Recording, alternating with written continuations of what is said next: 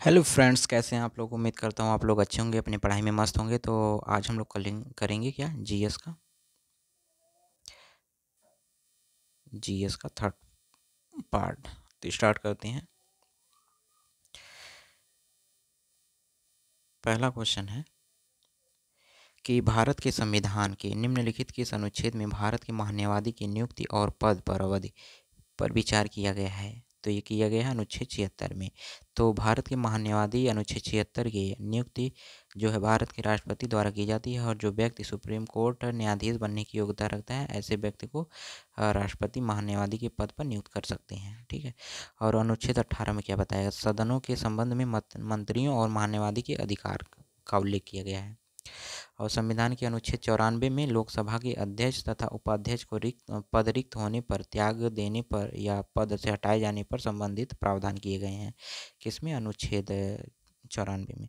अनुच्छेद 91 में क्या है, डिप्टी चेयरमैन की शक्ति या किसी अन्य व्यक्ति के कार्यकाल के कर्तव्यों का पालन करने का संसद में अध्यक्ष के रूप में कार्य करने के बारे में बताता है। ठीक है, ये था। दूसरा क्वेश्चन देखते हैं। दूसरा क्वेश्चन है, समान कार्य के लिए समान वेतन की अवधारणा भारत के संविधान के निम्नलिखित किस अनुच्छेद में प्रतिस्थापित की गई है। तो ये की गई है ऑप्शन बी, यानी अनुच्छेद 39 घ में। अनुच्छेद 39 घ में यह प्रावधान करता है कि पुरुष या और स्त्री दोनों का समान कार्य के लिए समान वेतन होना चाहिए। अनुच्छेद 14 में क्या बताया, 14 के अंतर्गत क्या है कि समता एवं विधियों के समान संरक्षण का प्रबंध किया गया है। अनुच्छेद 19 कह रहा है कि किसी भी व्यक्ति के पास अभिव्यक्ति की स्वतंत्रता का अधिकार होगा, जिसके तहत वह किसी भी तरह के विचारों और सूचनाओं के आदान प्रदान का स्वतंत्र होगा।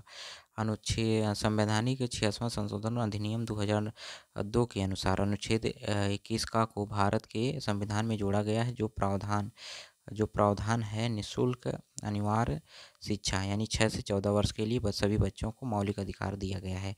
किसमें, 66वां संशोधन के द्वारा, और 2002 में आया था अनुच्छेद 21 के। ठीक है। ये रहा नेक्स्ट क्वेश्चन। नेक्स्ट क्वेश्चन क्या है कि भारत का संविधान निम्नलिखित में कौन सा अनुच्छेद सार्वजनिक महत्व के किसी भी मामले में राष्ट्रपति को उच्च न्यायालय से परामर्श लेने प्राप्त करने की अनुमति प्रदान है। तो ये है किसमें, अनुच्छेद 143 में। कौन, अनुच्छेद 143। भारतीय संविधान का अनुच्छेद 143 क्या करता है, उच्चतम न्यायालय से परामर्श करने की शक्ति राष्ट्रपति को प्रदान है। अच्छा, भारतीय संविधान अनुच्छेद 139 में क्या है, कुछ रिट जो निकालने की शक्तियाँ उच्चतम न्यायालय को प्रदत्त किया जाना है। और अनुच्छेद 48 में क्या है, भारत के नियंत्रक महालेखा का उल्लेख किया गया है। और अनुच्छेद 150 में क्या, संघ के और राज्यों के लेखाओं का प्रारूप है। ठीक है। नेक्स्ट क्वेश्चन देखते हैं। क्वेश्चन नंबर 15 क्या कह रहा है। क्वेश्चन नंबर 15 है, भारत के संविधान के निम्नलिखित किस संशोधन में संवैधानिक निकाय की अवधारणा पुनः स्थापित की गई है। किस में की गई है, ये बताना है। तो की गई है 19वें, ऑप्शन थर्ड है। तो क्या बताया गया, सन 1976 में 42वें संविधान संशोधन अधिनियम द्वारा इसमें संशोधन किया गया था, जिसमें 3 शब्द जैसे समाजवादी, धर्मनिरपेक्ष, अखंडता जोड़ा गया था। किसमें, 42वें संविधान संशोधन द्वारा। और जो संविधान 73वां एवं 74वां था वो किससे था, अधिनियम 1992 में आया था, और देश में सत्ता के विकेंद्रीकरण संबंधित है। और 73वां जो संविधान जो है ग्रामीण स्वायत्तता से संबंधित है, जबकि 74वां जो है शहरी प्रशासन से है। संविधान 73वें अधिनियम ने भारत के संविधान में एक नया खंड 9 सम्मिलित किया गया है।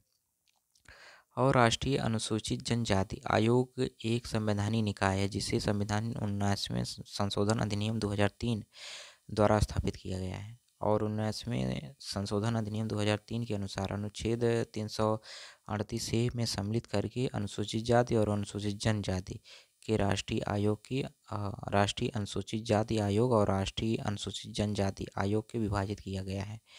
ठीक है। चलिए नेक्स्ट क्वेश्चन देखते हैं।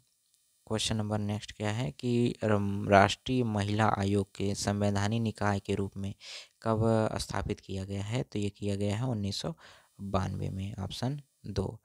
ठीक है, राष्ट्रीय महिला आयोग NCW यह जनवरी 1992 में स्थापित एक संवैधानिक निकाय है। राष्ट्रीय महिला आयोग 1990 के तहत स्थापित किया गया था। और NCW यानी राष्ट्रीय महिला आयोग एक अध्यक्ष में 5 सदस्य और एक सदस्य सचिव होते हैं। नेक्स्ट क्वेश्चन नंबर 17 क्या कह रहा है कि भारत के संविधान के किस भाग में संविधान संशोधन के लिए प्रक्रिया निर्दिष्ट है? तो ये किस में है निर्दिष्ट? तो संविधान संशोधन का तो ये भाग 20 में यानी थर्ड में। तो भाग 20 में अनुच्छेद 368 आर्टिकल जो है 368 संविधान के में संशोधन करने के लिए संसद के अधिकार और ऐसा करने की प्रक्रिया संबंधित है। संवैधानिक जो है भाग 2 में क्या है कि अनुच्छेद 511 नागरिकता से संबंधित है। हालांकि इसमें यह संबंध ना तो कोई अस्थाई है ना कोई विस्तृत प्रावधान है। ये केवल उन व्यक्तियों की पहचान करता है जो इसके प्रारंभ में यानी 26 जनवरी 1950 को भारत के नागरिक बने गए थे। भारत के संविधान 4 में भारतीय नीति निर्देशक तत्व यानी DPSP शामिल है। भारतीय संविधान का भाग 21 कुछ अस्थायी परिवर्ती और विशेष प्रावधान करता है। ठीक है, नेक्स्ट क्वेश्चन क्या कह रहा है कि भारत के जो संविधान में उद्देशिका में हम भारत के पद का क्या संज्ञापित रूप है? तो इसमें बताना है आपको। हम भारत के लोग, तो ये समाजवादी सिद्धांत है, लोकतांत्रिक या निरपेक्ष लोगों को प्रभुत्व संपन्न करना।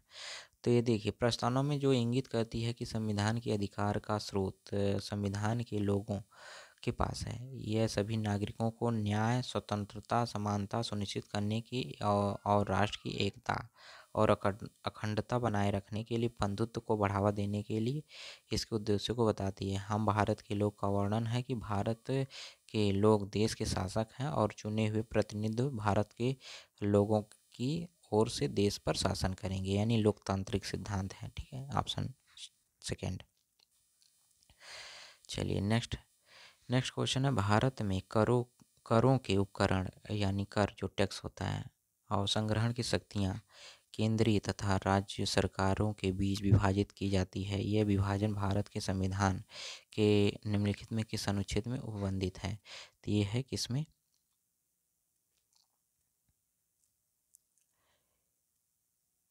ये बताना है आपको, तो कमेंट बॉक्स में आप बताइएगा।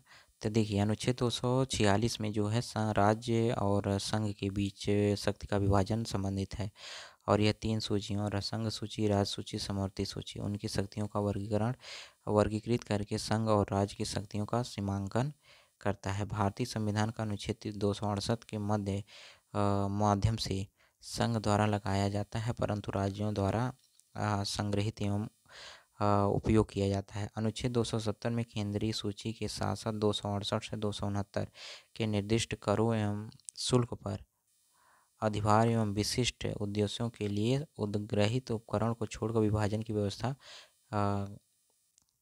है। और भारत के संविधान 275 में राज्यों को अनिवार्य वैधानिक अनुदान प्रदान करता है। ठीक है, तो इसका राइट आंसर हो जाएगा ऑप्शन नंबर सी यानी 270 में क्या है केंद्रीय सूची के साथ साथ 268 269 निर्दिष्ट करों व शुल्क पर अभिभार एवं विशिष्ट उद्देश्यों को उद्ग्रहित उपकरण को छोड़कर जो विभाजित की व्यवस्था की गई है। ठीक है, नेक्स्ट क्वेश्चन क्या है कि भारत उच्च न्यायालय कुल कितनी रिट जारी कर सकता है? तो उच्च न्यायालय जो है 5 रिट जारी कर सकता है। इसका राइट आंसर बी हो जाएगा। और किसके अनुसार? आर्टिकल जो है 32 के अनुसार। ठीक है, 32 में। नेक्स्ट, ये था आज का लास्ट क्वेश्चन। ठीक है, तो आज का है होमवर्क, ये रहेगा आज का होमवर्क। ठीक है, इसको आप लोग कमेंट बॉक्स में बताइएगा। ठीक है, इसके लिए हम लोग कल देखेंगे। चलिए कल का आंसर देख लेते हैं। कल का आंसर जो 11वां का आंसर था वो क्या था? 11वें का आंसर, तो 11वां का आंसर कल का जो था कि सूचना का अधिकार अधिनियम 2005 की कौन सी धारा सद्भावपूर्वक किए गए कार्यों के लिए संरक्षण की चर्चा करता है? तो ये बताना था। तो ये कौन सा था?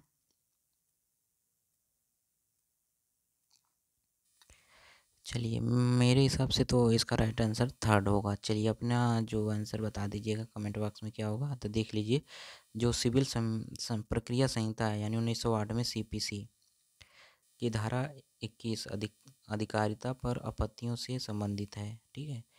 और धारा 22 क्या कह रहा है, चल संपत्ति भूमि और भूमि से अस्थायी रूप से जकड़ी हुई है, जो छोड़कर प्रत्येक प्रकार से मूर्ति संपत्ति चल असंपत्ति है। और धारा 24 क्या कह रहा है, बेईमानी से जो कोई इस आशा से कार्य करता है कि एक व्यक्ति जो सदोष लाभ या अन्य व्यक्ति को सदोष हानि कारित करे, वह उस कार्य को बेईमानी से करता है। तो 30 क्या कह रहा है, सदोष अभिलाभ है। सदोष अभिलाभ क्या होता है, विधिरुद्ध जो है साधनों द्वारा ऐसी संपत्ति का अभिलाभ है जिसका वैध रूप से हकदार और अभिलाभ प्राप्त करने वाला व्यक्ति ना हो। ठीक है। सदोष हानि होती है। सदोष हानि विविध रुद्ध साधनों द्वारा ऐसी संपत्ति की हानि है जिसका वैध रूप से हकदार हानि उठाने वाला व्यक्ति होता है। ठीक है। यहाँ तक देखने के लिए बहुत बहुत धन्यवाद। Thank you. Thanks for watching.